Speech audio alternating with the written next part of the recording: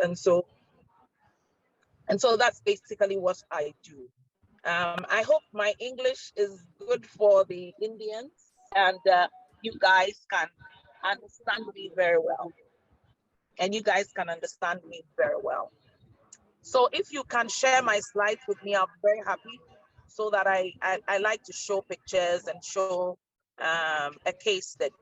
So about in 2021, I got invited by the BBC to speak to media owners on various things. And I decided to share the slides that I shared with the BBC with you this morning. But before I go into the full details of my slides, I would like to show you a couple of pictures from the Ghana Digital Benchmark Report. Yeah, that's exactly what I wanted. So this is the Ghana Digital Benchmark Report that we just launched 3 days ago. It was basically a collection of data on about 1,000 brands in Ghana, and looking at their digital footprints and how businesses who are actually working amongst these brands can use their digital analytics and all the information they get from their customers to develop their brands.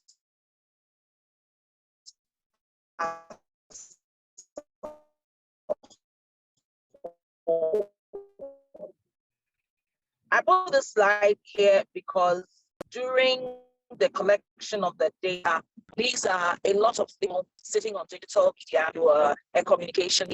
1,000 brands, we settled on just 100 of the brands and decided to give these brands like phenomenal bespoke advice on how they can, one, communicate very well, do use a lot of storytelling to communicate their brands, and then also use the opportunity that people give them feedback with in relation to their clients on how they can improve upon their brands. So basically, this is about the Ghana Digital Benchmark report that I've shared with you. Please go to the next slide. So this, apart from this, I'm just steady. I resigned from this company in 2000, just this year in April, and I'm sharing with you some of the things we did, which I shared with media leaders all over.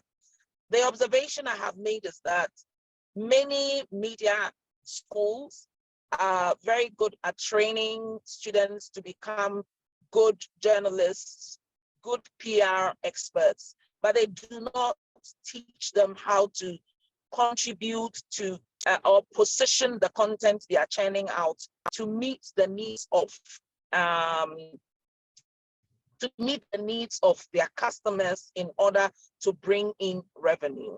So at the time when I joined the business, my former boss had resigned. She had a group of people working with her. They were as many as 14. Mine was reduced to 7, and that is how I worked with 7 people to produce some very phenomenal things, which even attracted the attention of the BBC. Can you please go on, please? Please keep going. So every student, and of course, if you're going to work with a media house, you have just got to position yourself strategically. So even if you're joining a company for the first time, you're asking yourself, what are you bringing on board to make sure that the revenue part of the business is really going higher and higher? And that's one of the key things I thought of when I became the business head for the multimedia group. The company is the only company in Ghana that has a well-structured business brand in the country. And so you had to think on your feet to look at the avenues to make extra revenue for the business. So we needed to understand the scope that we were giving as a business brand to work with the company. We actually were supposed to produce content. The content has to be compelling. That will push people to want to buy the content or would want to be associated with the content. And then, of course, we had to do an online bit as well. So they had a big online presence called myjoyonline.com, which you will have to just produce content onto that platform. And then we were also saddled with doing content for digital media. That is when we had to plan programs on digital media to make sure that these programs are also watched. Not quite apart from that, that these programs will also be bought by businesses. And before I left, yes, we had a lot of businesses haven't seen what we have done on digital media, doing Facebook live programs for the brand. Actually, immediately got these brands to say that we would want you to do Facebook Live for us because you have huge numbers, and that based on that, you guys can produce some very good content for us. Then we were also, we had the opportunity to also create good events that will project brands, that will help brands to project whatever they are doing. And for media students like yourself, thought leadership globally has become a great opportunity for brands, one, to show that they are responsible, two, if their thought leadership goals are within the sustainable development goals or ESG, it is actually going to tell the whole globe that this business is very responsible. So thought leadership, my friends, is one of the key things that 2-3 of you can come together, form a thought leadership entity that helps brands to project their thought leadership programs.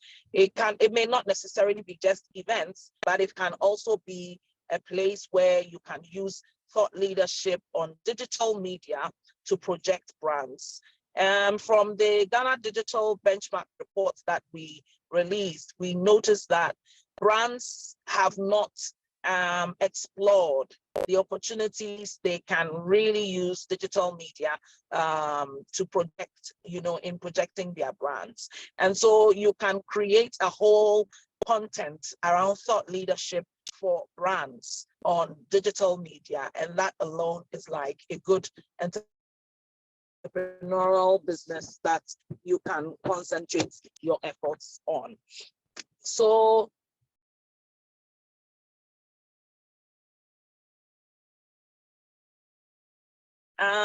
one of the keys of that, and of course YouTube says that very clearly,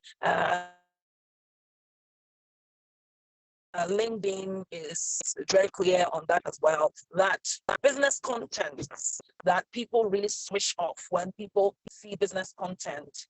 On digital media, on the contrary, that is not what happens.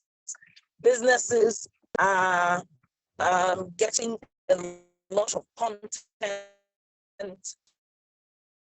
on business on their pages, and this is actually working beautifully. Yes, it's great to be back. The internet was bad. So what I was saying was that those are some of the avenues that you can actually use as students. Of course, once you're thinking of doing some entrepreneurial things as young business people, the issue of team building is very important. And once you are able to build a solid team, all of you coming from different media backgrounds, identify what your strengths are. And if you are teaming up to put a business together, you can actually then leverage on your strengths to produce the kind of content that you're looking for. Next slide, please. Yes. So strategically, one of the things we did as a business during that time was to identify that the team that we were working with, they were not very strong in producing business content. My friends, business content globally is actually one of the key places where content is selling. And so producing, for example, mathematical materials in the area of business is very important. So a lot of companies come up with their annual reports. And I mean, as a student entrepreneur or an entrepreneur after school, it is one area you can concentrate all your efforts on. Companies want to be able to produce content that will help people digest their financial information. Especially, I know in India you have a very good stock exchange, and so especially listed companies who need to give information to the people who have bought stocks from them. You definitely will then, you can get business from there as well, producing good graphs, pie charts, and all of that these companies can use to articulate the information very well to their audiences. And so that's one of the key things. And then for as much as you should think of really taking out the cost elements of whatever things you are doing. And I'm saying that digital is one of the cheapest ways to actually even start a business without really looking at a lot of cost. Then, of course, take a look at issues relating to partnerships. Partnerships, coming together with other people on other platforms, can actually be like a great way of reducing your cost. I guess we get a lot of Indians from different parts of the world connecting with us, our business, to say we have this solution or the other. Well, if you're not interested, can you find a way we can partner to deliver the service in Ghana and beyond, and the whole of Africa? So those are some of the key partnerships. What strengths do you have as comms students or as communication people that you can share with the rest of the world and team up with them? Please, can you go to the next slide? Of course, so I've spoken about all of these cost elements that you can take out of your business by just coming together to take the cost elements out. There are strengths that different people in different parts of the world have that you can bring together to be able to take your cost elements out. And that's exactly what this case study talks about. We partnered with a lot of businesses in the country to just be able to reduce our costs. For example, we teamed up with KPMG, and that's one thing you can do. These international organizations have so much data that they would want to share. If you find that there are things they have that you don't have, but you would want that technical advice, you can team up with them, do something for them in exchange for something. And in the long run, you have very good material that you're putting out there. The next slide, please. Great. So this is one of the great content at the time that we concentrated on, and it's called the Business Van. What we did was to go to budding businesses in Ghana that were doing something extraordinary, that had a unique selling proposition or had a great differentiator that we could tell the entrepreneurial journeys to be able to encourage other people to do same. In recent times, I got a call from India. Someone has a content like that he interviewed me on. And so, of course, we're connected today just through LinkedIn. So you can actually generate some bespoke content, short videos of entrepreneurs telling their entrepreneurial journey and how they've been able to overcome certain hurdles in, of course, emerging markets like all of ours that can encourage other people. And that alone becomes like great content you can share on LinkedIn. And it will surprise you the sort of requests you get from all over the world when it comes to content. It can be 5 minutes. You can use a good iPhone to take the videos. You don't have to buy any sophisticated equipment, fantastic sound, and you are already doing business and generating revenue. Next slide, please.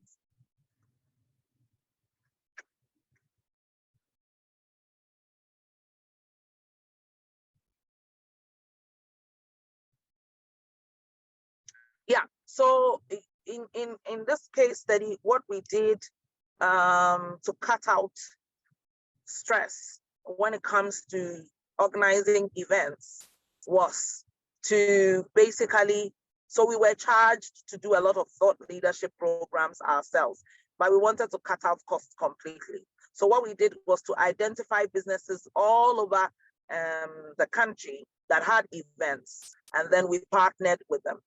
In that partnership also, instead of charging them like 100%, we gave them a 50% discount, and then they got us to do business with them.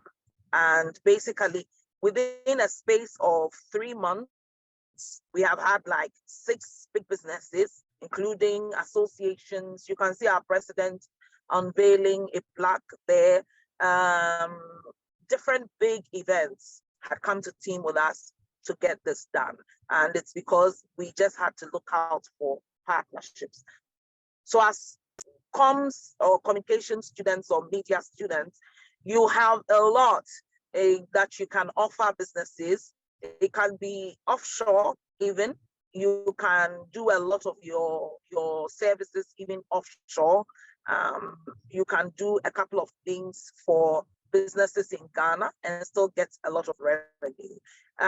For example, when businesses in Ghana do events, what I notice is that they don't get a lot of their companies are not able to do the digital media in a very swift way.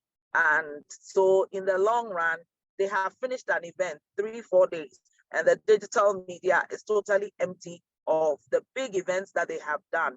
And you can sit in India, once they are projecting this live, all you can do is to be just sharing the content on Facebook, Twitter, tweeting all the time and all of that. So you can sit in any part of the world and do digital media services for clients in any part of the world with no stress, especially when the event would be live.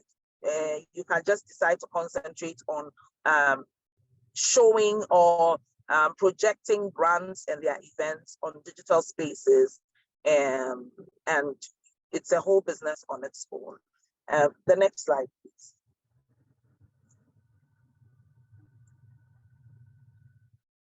So one of the things we also did as a business, which I found really, really, really important, was a content we did called Foreign Affairs.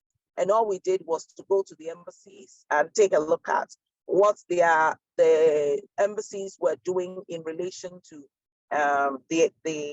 in connecting with our economy, their contribution from the business perspective and all of that. And this is great content that you can also replicate and put out there, getting to the diplomatic community and finding exactly how they are contributing to your economy. And this can open you up to fantastic opportunities globally just by producing this kind of content. Now, we just didn't do this content production just like that. We actually collected a lot of data, secondary data, of course, from the Ghana Statistical Service. And then based on that data, we knew exactly what to produce for where. So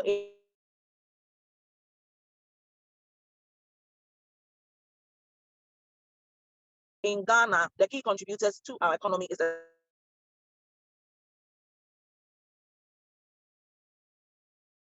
the services sector. So every content centrated in these two key areas that we will want to concentrate our efforts on. So these were some of the content that we produced. A construction content, which is also like really good content. You can share from your country what's the construction space, unique things that are being produced there, especially connecting it to technology, because the whole world knows that the country is one of the leading when it comes to technology. You are leading in almost all the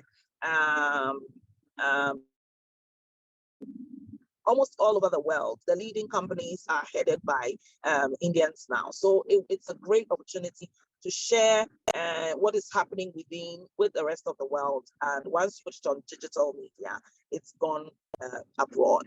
The next slide, please.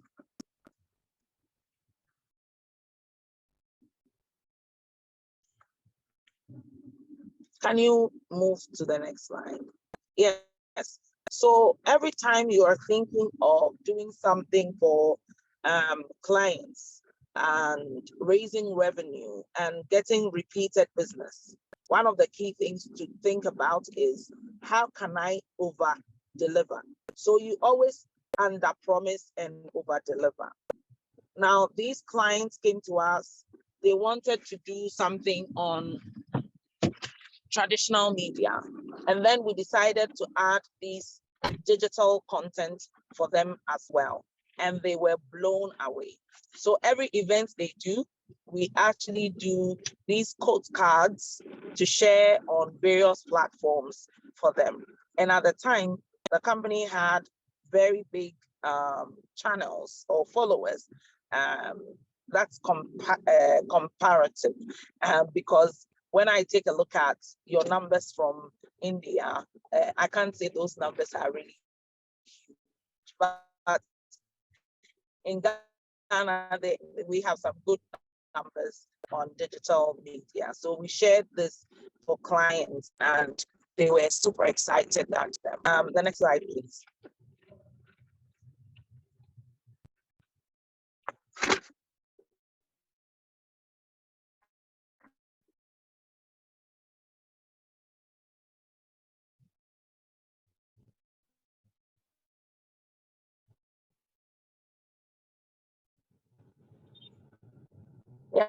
Yeah, so this is just to show you some of the revenue receipts that we got within the time and on a consistent value to the Africa. And it will be good. It will be good for you as young people looking for opportunities globally to look for opportunities from Africa, especially in the space of data collection, that you can process the data into communicable pieces that people can use for different purposes. Now, the other area is also the area of animation. This part of the world also lacks a lot of animated videos communicating different things. And so if you can team up with some animators to produce some fantastic content that can be used in different places, or you can create some of these as samples and then share them with organizations and say, look, this is what we can produce for your brand and share on various platforms. That can be something else that can be very good. Also, we are, this part of the world is still lagging behind when it comes to apps and even the content that sits on apps. And so that is also one of the key things that you can do, creating fantastic apps that helps brands communicate. Simple things like even content for websites is like still a key thing that you can turn to Africa for. I was in Burkina Faso, I was in Liberia, and these are two countries that are pretty behind when it comes to technology, communication, and all of that. So you can just do a lot of research to find which countries you can target and which which people are in good positions in brands that you can team up to do some work with. Your country has a fantastic reputation when it comes to technology. So how do you weave communication with technology and deliver good services to various brands that they can actually use your services? So these are a few of my thoughts that I'd like to share with your team and see what questions you would like to ask, and I'll be willing to answer them. Thank you very much.